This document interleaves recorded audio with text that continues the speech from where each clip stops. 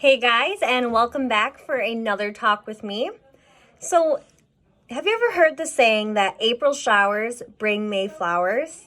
Well, April has come and gone, but what are the May flowers?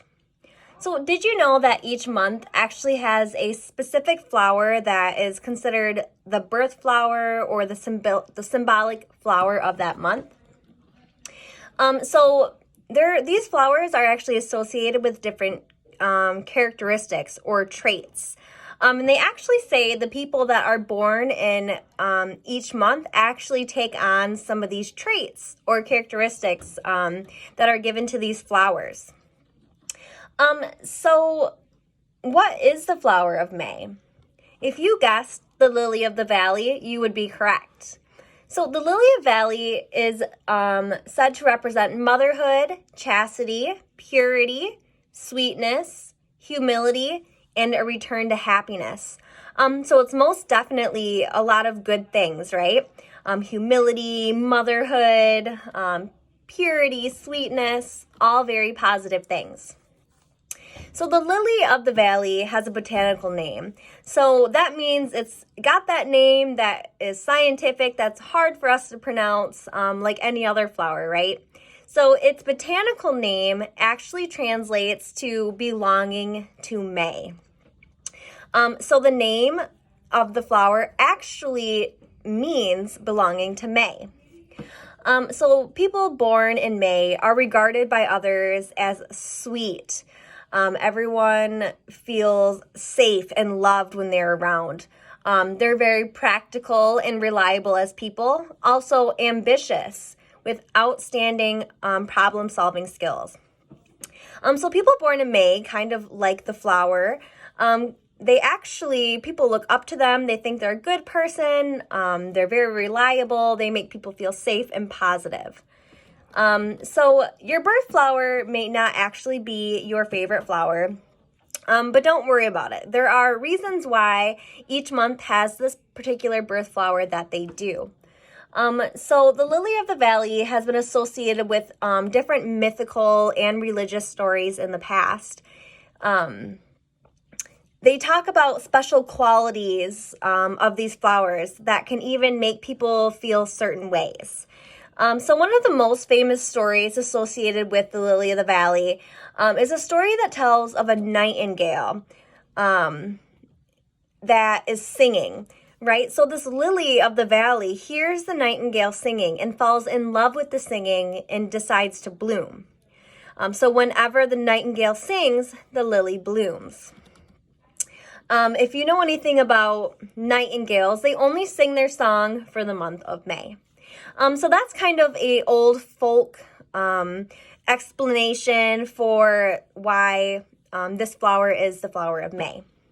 So there are other stories as well. There's a popular Christian story that tells of a woman named Eve. And Eve was actually banished from the Garden of Eden. And her tears fell to the ground, and up sprang these lilies of the valley.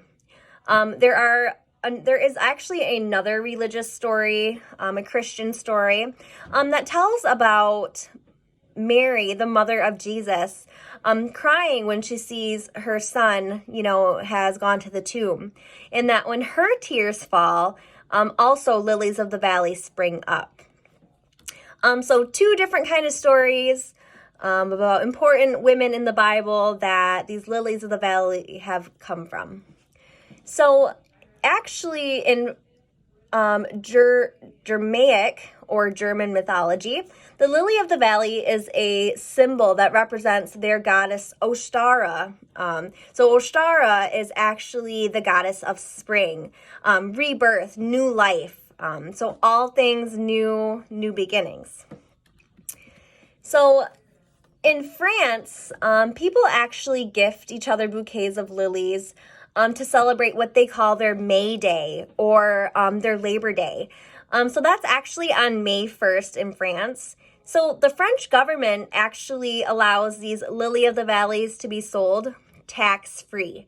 So they want to make sure that everyone is able to access these flowers because it really is a big part of their celebration. So what else do we know about the lily of the valley?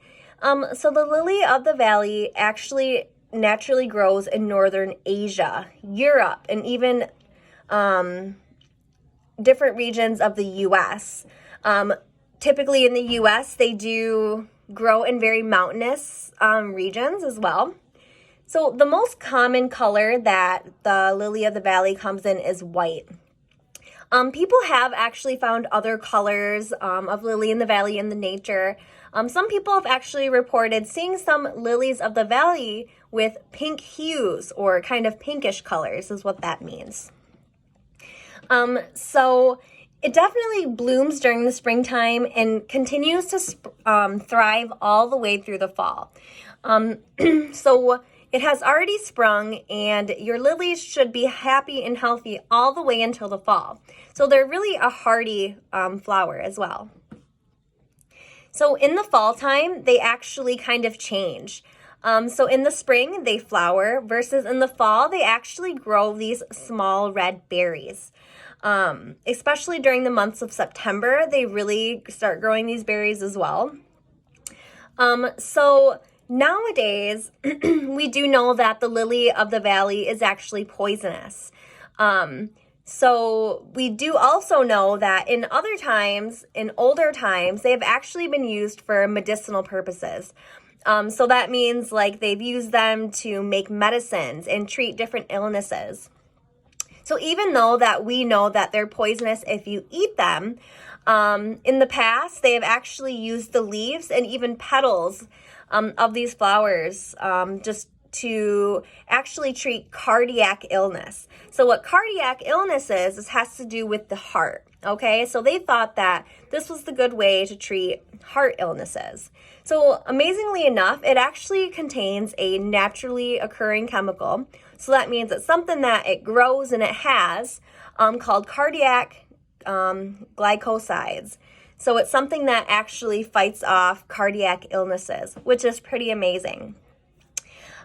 So with that being said, thank you guys so much for joining me for this video. I hope you learned a little bit about the flower of May, the lily of the valley.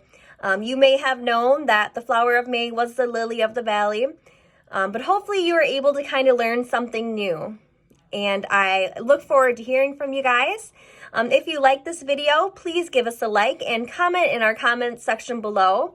And share something with us that maybe you learned, and maybe a topic that you would enjoy to hear about in the future. And I'll get back with you guys very soon.